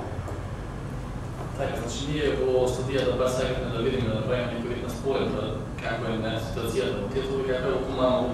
Заедницата кои што работат нешто до место исти, имат услови исти, заработувачки, дури се покажа дека Кумановци повеќе се работуваат од Тетовци, значи повеќе пари врателе назад во државата. И тука имам големи корени за таа разлика, тоа што Тетово има повеќе, да речеме, гастарбајтери кои што веќе имат втора, трета генерација, и тоа се повлекува уште од СФР, кога Македонија беше дел од Југославија. Албанците обично работеа како занаетчи во приватниот сектор, не можеа да работат во државните помоци и можности, и тоа ќе ги создаде предприемничките вештини, да се пренесат од колена на колена и тие полесно се снедуваат да работат во бизнисот за разлика од македонците, тоа е веќе докажано со студии. Друга работа е да се согласувам дека не може да се промени ставот или мислењето на одредени лица, но може да се вие да се подобри. А тука генерално кај нас воопшто не се обрнува внимание и можам да насетам дека и во Куманово нема некоја стратегија која што ќе се насочи да за 1-2 години да им ги отвори очите, да им го отвори некој вид на знаење на тие луѓе дека треба поинаку да постапуваат, не да чекаат, него да преземат иницијатива. Но меѓутоа ставот дека ние се направиме тоа да следуваме, останува пространство на предприемачите, не продува се плод кај нас барем, пошто сепак не е доволно тоа да се направи, а што нема да треба повеќе да се влијае, да се работи на средства кај предприемачите. Тоа е сепак од друга страна многу тешко, комплицирано и како што рековме, многу работи не влијаат од општината и на некој начин се става во незгодна ситуација како сака да влијаат и ги обезбедуваат да инвестираат во бизнис овие деца, а од друга страна условите баш не се и најдобри. Но меѓутоа во секој случај сакам да кажам дека мора да се работи на тоа поле и тоа сериозно да се започне. Друга работа е што доколку не се започне некој поголем проект или повеќе проекти за овие лица да може да ги инвестира за продуктивни цели, парите нема ништо да успее и се да ќе продолжи стихиња како што до сега беше. Значи, ќе се јави одреден бизнес сектор каде што ќе биде доста атрактивно за инвестирање, ќе почнат да инвестираат седите, кога не се готваат профитите и побарувачите и повторно не се чека некоја нова така може да се отвори. Меѓутоа тоа е стихиња или да многу мало и може би многу проблеми да направи. Предложништво да е веќе еден добар пример за тоа, затоа што веќе побарувачите ќе се намали што повеќе има понуда, очекуваните профити нема да се реализираат, има загуба и така натаму. Значи, потребно е во стратегија на општината да се предвиди за наредните минимум 5 години како ќе се работи, што ќе се работи и како да се креират нови работни места. Тоа не е едноставен начин, едноставен пример. Како што претходниот говорник кажа дека тие лица работат во затворена средина која што е со друг систем, друг начин на работење, прилично американски начин, кој што кај нас не функционира, кај нас е многу различни. И да започне да води бизнес од таа средина, додека кај нас тоа е скоро невозможно. Тоа никогаш не би успел, би се фрустрирал и би заменил уште по една недела, да речем. Или би го оставил бизнесот. Значи, тука мора да се створи да се изнајде начин каде што ќе се обегне тој културен шок, таа културна разлика и начин на работење. Поради тоа што за да се креира еден мал бизнес и да се успешно работи е потребно многу знаење и познавање. Не е така едноставно или лесно да се биде предприемач. И ние сме многу малку успешни во статистика според успешно водење на бизнес. И нашето истражување покажа дека тетовци се наистина повеќе заинтересирани да отворат бизнес и многу повеќе се успешни во различни способи да се помагат. Поради тоа мојата препорака е да се започне се работи на големо, значи да се формира наједноставно некој инвестицијски фонд, општински фонд, каде што ќе им се насочи, ќе се водат тие лица, кои што немаат вештини за водење бизнес и за развивање на бизнес, зборно генерално се разбирајме случаи. Потоа да тој фонд ќе овозможи да се аплицира на поголеми проекти кои што и се потребни на општина и кои што може да се искористат средства и стратешки да се пристапи кон нив за да им се на некој начин пријателски прикаже како треба да се однесуваат, што да очекуваат и како да постапуваат. Оти еден човек не може да влезе во јавно-приватно партнерство, што има $50,000 и докато инвестиции се притежно големи милионски суми стануваат и поради тоа е потребно да се здружат на некој начин. Тоа е што Само кратка дигресија, значи, ако го лоцираме проблемот во менталитетот, генерално се сложам дека тоа, тогаш имаме наистина голем проблем. Веќе менталитетот, системот на обичајни норми се најчешко менува. И законот ќе го смените. Одлука некоја локална самоуправа така натаму ќе донесе. Меѓутоа менталитетот на граѓанина се треба и потребно известно време, значи да помина се промени. Тоа не се прави во ноќ со една одлука или така накако еден за акт. Меѓутоа, она што е клучно според мене е пробудување на интересот и мотивацијата кои овие луѓе, а тоа што гледам и овде како индикатор е колку луѓе додека значи биле во Афганистан, колку се присутни на ваква дебата. Значи многу малку она што можеме да заклучиме. Значи потребно е, меѓутоа овој механизам е исклучително потребен. И сметам дека вака треба да се продолжи за да се мотивира да се развие интересот, а менталитетот малку повеќе ќе се менува, за него ќе треба да помине известно време. Шефот на локалната канцеларија за локален економски развој Зоран Павловски да ни кажете свој искуство. Ръководител на сектор за администрирани приходи, локален економски развој, стратешко управление, дефинитивно ние со колега од Центар за економски анализи го отворивме во прашање минатата година. Локален економски развој, значи во стратегија уште од 2006 година, кога се припремаше цела 2005 година, значи го детектиравме ова како добар инпут за локална економија, за локален буџет, така натаму. И таму заклучни документи имаше дека сериозно треба да се земат овие инкам трансфери и да се размислува како овие луѓе, значи тоа беше она фаза на заминување, како повратници да се прифатат. Имаше 4 стапки, едно беше формирање на посебни канцеларии, значи во општина или луѓе кои ќе работат со нив. Едно беше значи овозможување банка на проекти, значи готови успешни проекти, копи-пейст, каде би се земале од фондација за мали средни предпријатија, од без проекти добри практики во други земји кои имали исто вакви проекти или она што тренутно постои или на систем на концепт на бизнес инкубатори. Она што тогаш го размислувавме, затоа повеќе постои прашање на градоначелник, значи економска зона која требаше да се формира во Христијан Тодоровски картор беше на ниво на поголем инкубатор концепирана, значи со сите заеднички служби, со сите заеднички менеджерски руководено од општина као бизнес логиски центар. Значи тоа и се уште по мене држи вода, значи еден таков инкубатор каде би можеле дел и као стартап бизнеси и дел почетно да се здобија, значи прво предприемнички вештини, начин како да се направи бизнесман, како да се тргне во бизнес и така натаму. Има некаде добри примери у светот, има некаде лоши примери. Добри примери у Словенија, у такви инкубатори се покажа, значи до 2-3 години каде ги билдаат и ги продаваат на пазар.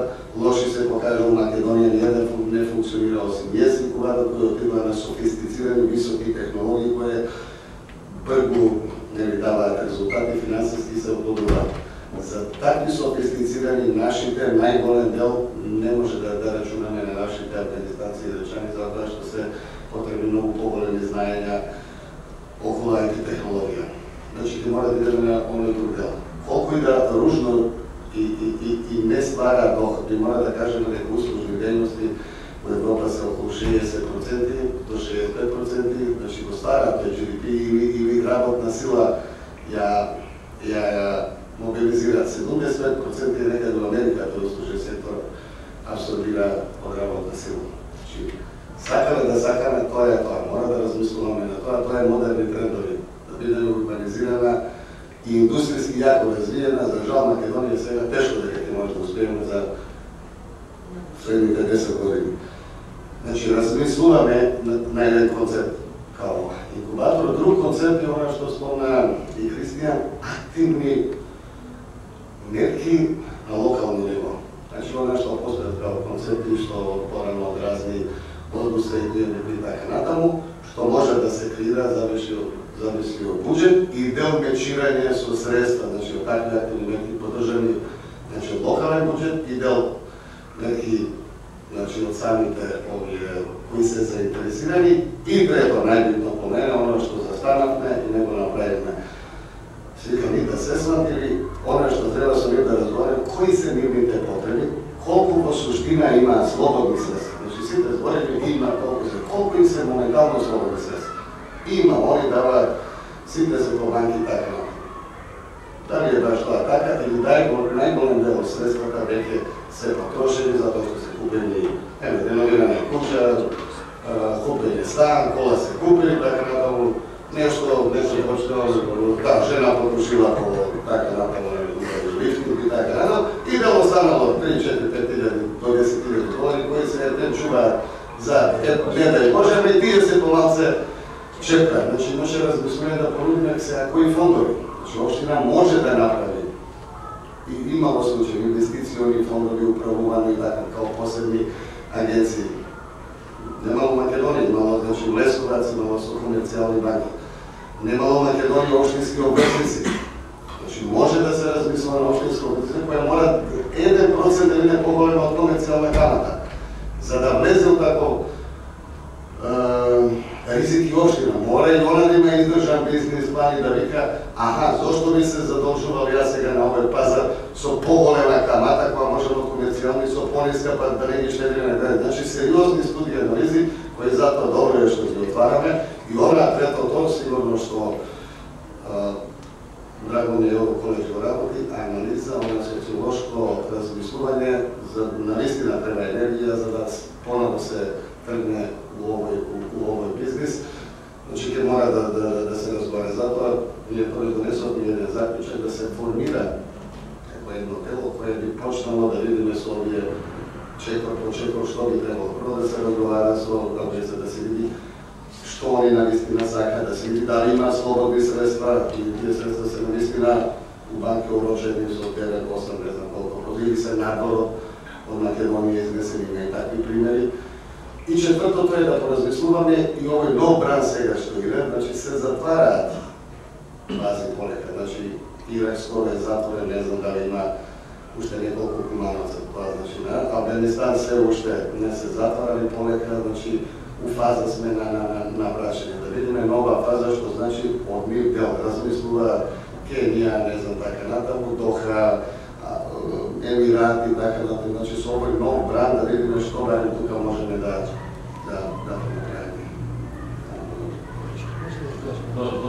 Да, сега да кажем, дали чувствувате некакъв имак на образованието? Дали повеќе се заинтересирани за студии и така нататък? Зборувам за овие луѓе кои што повеќето според културата се исти кои што се отидени таму. Дали откако се враќаат, чувствувате дека имат потреба да го положат образованието?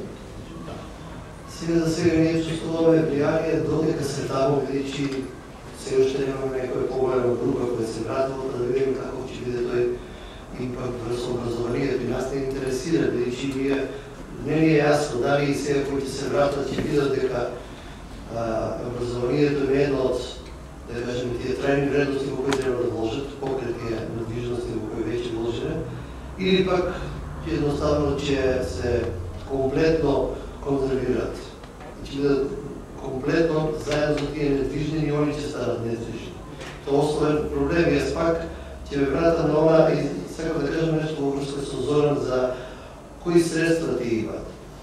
Средствата кои тие ги имаат во разговори што ги имавме е најтешко да го знаете, зашто си помагаци и никој за своји средства нема да ви каже тачно. И ние сите работи кои ги добивме како информации ги гледаме така со војба. Али има еден друг фактор како ќе го откриете, по начинот како трошат.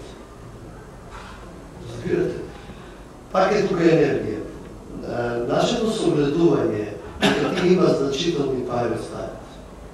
Баш поради тоа што, значи, кој има енергија на создавање, кој сака и е спремен да влезе во предприемништво, обично тие луѓе не во иницијална фаза, него постојано инвестираат и трошат много пари, живеат ексклузивно. Знаете дека најголеми бизнисмени трошат огромна количина пари. Значи, кој генерира, они многу троши. Тој процес треба да го сватите.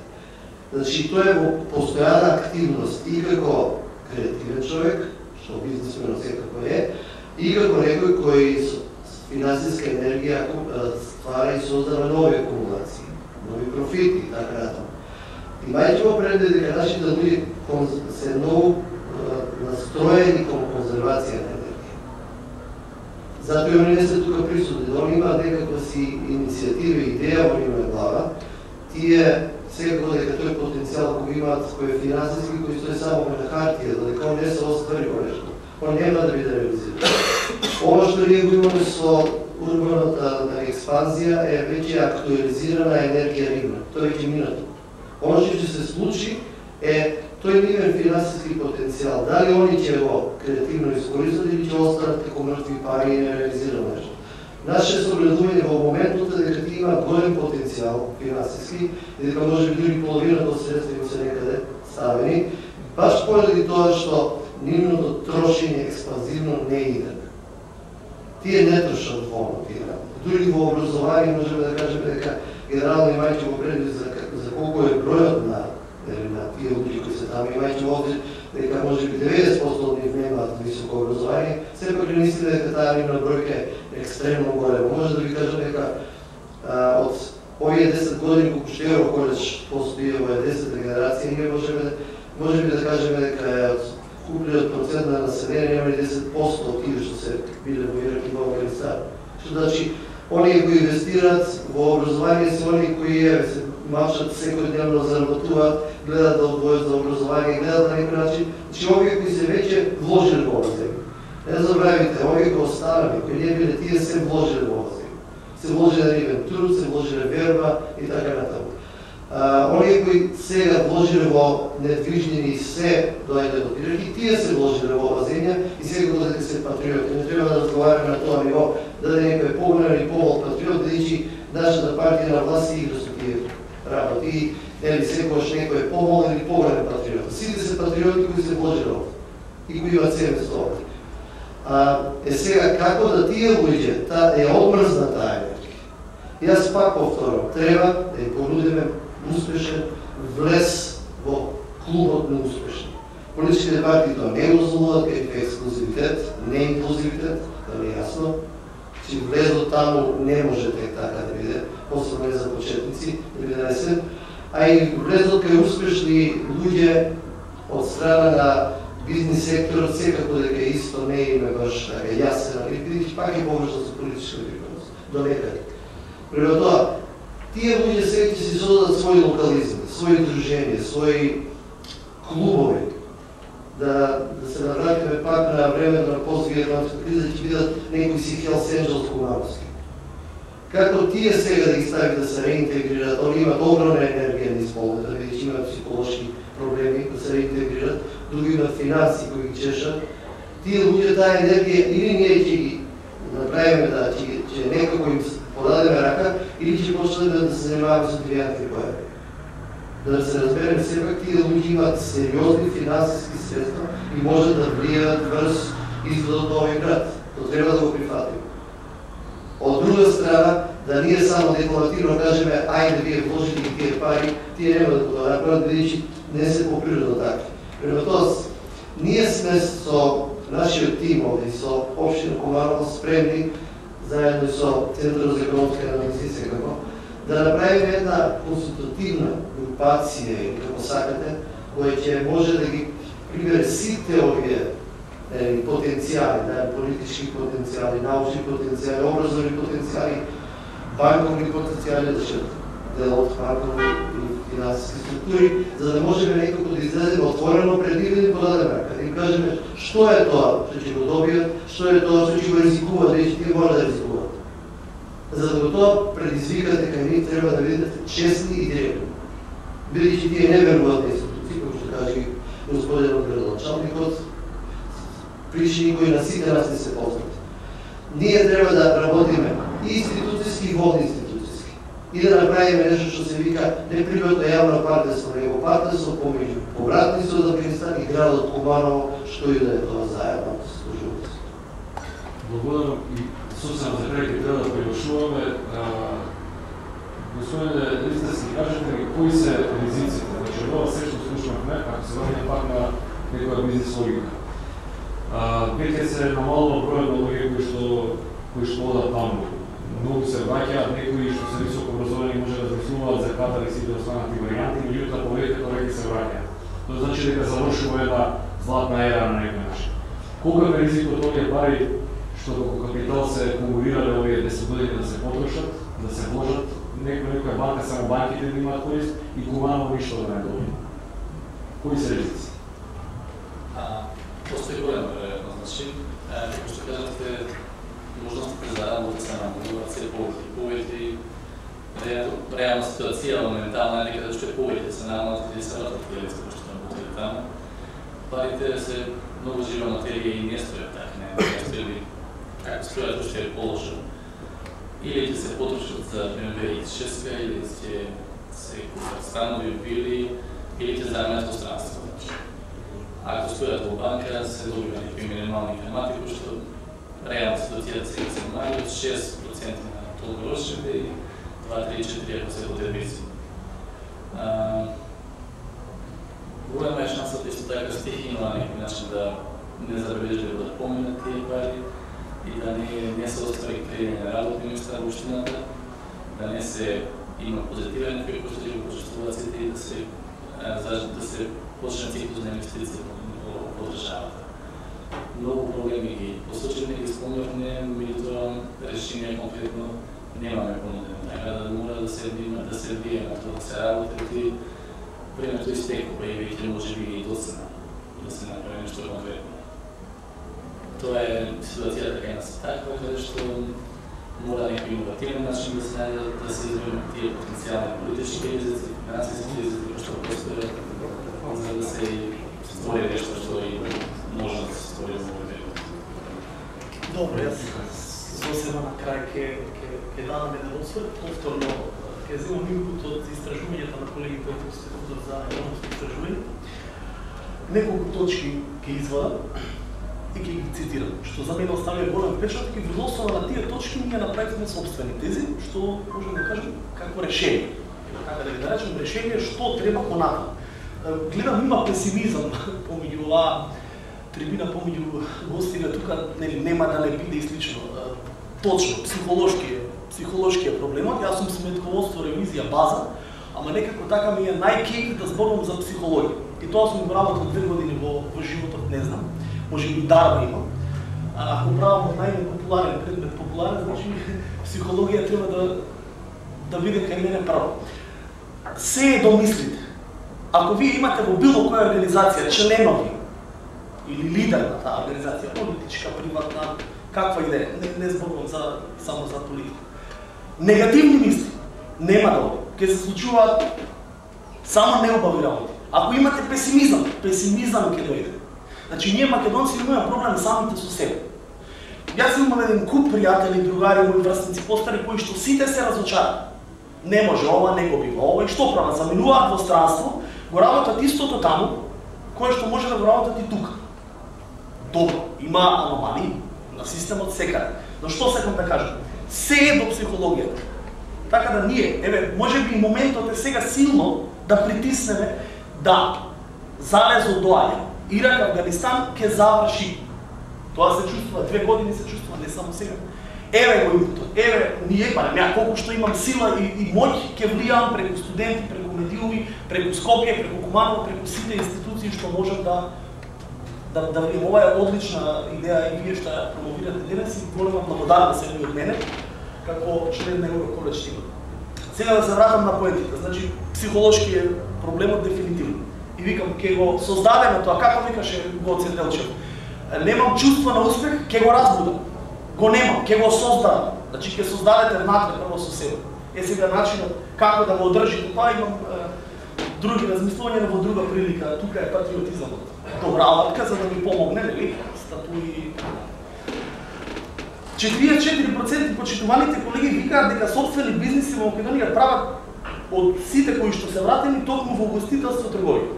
Тоа е дел за пофалба, дел за критика, маркетинг и алоцибуцици. Ке се согласите, ова се ваши тези, ги цитирам. Споредено со тето, во Куманово повеќе се остваруваат нови бизниси. Значи, кумановци повеќе прават нови бизниси или се повеќе предприемачки расположени. Но внимавајте сега. 60% се неуспешни.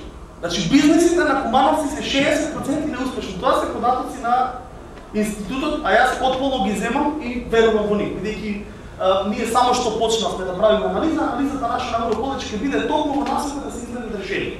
Ако се 60% неуспешни, сега се поставува прашање зошто. Прв од процентите е немање на знање и искуство.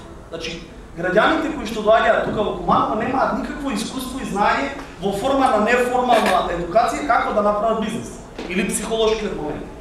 Недоволен почетен капитал, ова го имаат наведено колегите, јас не се согласувам со ова, бидејќи имаат почетен капитал доволно, тоа сум убеден. Лоша бизнес клима, добро, и тоа е вреди мала куповна моќ на населението. И тоа е голем процент вистина. Зошто ние како граѓани на Куманово, Скопје, не знам каде и сме, на Македонија сме слабо моќни да купуваме. Сега, остатокот од 60-40% се па успешни. Значи 40% и не е така лош процент. Не е лош на успех. Значи Куманово се во 40%, тоа се исто извор на информации од колегите. А што се темели сега тој успех? Врз основа на што? Голем почетен капитал, сосема вред. Доквалификација, формална и неформална, значи посетуваат, освен што одат нели по тие луксузни автомобилски центри и така натаму, каде што се фрлаат парите буквално во бунар, посетуваат и определени институции и нови идеи. Значи, кај нив се всадува, почнува да се всадува чувство на иновативност. Што е вади една организација од криза? Само иновација. Значи, имагинација која што ќе најдете луѓе да веруваат и таа станува реалност. И после вие се чуете како се може да биде вистинито, нели?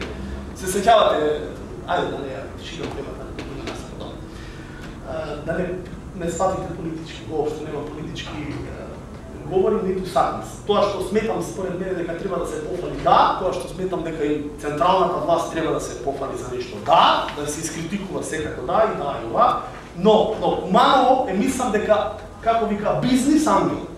Ако оваа држава до сега не го искористи државата Куманово, не локалната самоуправа, не можете вие да функционирате 8 години со кочници од згора. Затоа што бил плахово или бил црвен. Проблем број 1. Значи, проблем број 1 на каузата. Ако сакаме да ја градиме каузата, не треба да биде битно кој од каде е. И токму сега завршам со таа теза. Факторите кои што јас ги повторно инпутите ми се колегите од Скопје, факторите кои што се одвраќаат, кои ги одвраќаат кумановци од инвестирање, ги класифицирам во два, се согласувам. Прво, политизација на македонско општество, број 1, и второ, закони и други легислативни, одобрени лиценци и слично. Сега, што е наш став? Мој став, и се надевам на колегите од Евроколедж, мои и студентите. Општина Куманово да биде прва општина што ќе се деполитизира. Како да се деполитизира? Општина Куманово мора да му даде прво на пиедестал важност на луѓето кои што креираат пари. Секој човек кој што е богат треба да биде број 1. Треба да се радуваме на него, а не да завидуваме на него. Тоа го кажувам од искуство, бидејќи во градот од кај што потекнувам, нема потреба да го спомнувам, корените од каде што ги влечам, ајде, Кичево, е град каде што буквално 20 години се самоуништи помеѓу себе. И сега ден денес викаме дај да се обединиме. Сега е доцна. Ме разбирате што сакам да ви кажам. Истото ќе ме снајде и вас, само за 10 години. За да не дојде до тоа, вие самите треба да се почитувате меѓу себе. И затоа викам, кој е наш став? Општина Куманово треба да оди, нели, по принципот реков, за мене, не знам, може би грешам, може би сум го заблуда, Струмица е некој град кој што функционира буквално во една друга димензија. Во Струмица, се извинувам што ја спомнувам неколку пати, нема врска што Заев е таму градоначалник или не. За мене е општина која што создава успех. Во Струмица нема политика, нема ВМРО СДСМ, има успех или неуспех. Те бидува тебе, еве ти бизнес. Не те бидува тебе. Значи, ти си роден за неуспех. Обично политиката креира. Да, јас вака размислувам. Еве, нека биде подпик и до градоначалникот и до вториот човек, господин Максим. Успешна компанија, подадена рака од локалната самоуправа. Без разлика кој од каде доаѓа. Па дури и каков и да е начинот на успех. Може и преку сива економија, не го уништувајте. Затоа што ние 5 години функционираме како држава токму поради таа сива економика. Што мислите, зошто се одржуваме како економика? Да не говорам повеќе, ќе ви обясним дека. И втората работа рековме формирање на слободна економска зона. Затоа градоначалникот веќе кажа што јас се изненадив позитивно, тоа беше една визија која што јас имам цело време, сакав тука прв пат да, не ме во тек нормално, не сум во тек со работите кои што локалната ги менаџира. Слободна економска зона, особено на менете сега ќе ме критикувате вие дали ги делиме луѓето на Ирак, Афганистан или останатите. Еве, ќе ги поделиме за прв пат за да им покажеме внимание. Парите кои што ги имате можат да донесат многу вредности. Ако ги оставите во Врање или во Белград, во банките во Србија, ништо не сме направили.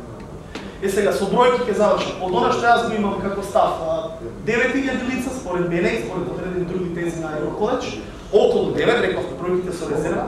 Ако Институтот економски од Скопје тоа го покаже дека помеѓу 25 и 50.000 е најголем процент на евра годишно што носат, и сега да не ме заманам со тие бројки што го поделам ова на електронски пат мој истражување заедно со Христијан истражувањето. Јас констатирам дека некои 35.000 евра во просек секој едно лице од Куманово и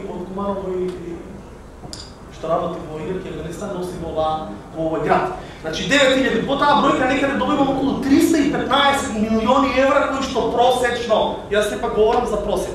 Дали кога не знаете бројки, најдобро е, дали повеќе вие сигурно ги истражувате од мене во оваа насока, најдобро е да користите просек, таа средна вредност. Ако е тоа просекот, тогаш ќе земам уште една варијабла, тоа е просекот на години. Ако најмногу е од 1 до 5 години, дури 80%, така да беше, и ако тоа е најголема процентна ставка, тогаш јас земам 3 години просек. Значи секој кумановец просечно оди по 3 години и носи по 35.000. Сето тоа кога ги го пресметате и спакувате, доаѓа 945 милиони евра. Милиарда евра без малку. 1 милиарда евра се поминати низ граѓаните на општина Куманово. Замислете сега, тоа е половина буџет. 2700 помалку третина буџет на РМ. Овој град има донесен и се чудиме како обстојуваме. Обстојуваме бидејќи банкарскиот сектор е стоп на овој македонски малечка македонска приказна. Од тоа, и завршувам, од тоа, 33%, повторно се базирам на вашите инпути и наши истражувања овие неколку месеци, 33% ја земам како просечна заштева. Значи од милиарда евра 33% токму ќе креираат бројка која што е некаде околу 300 милиони евра.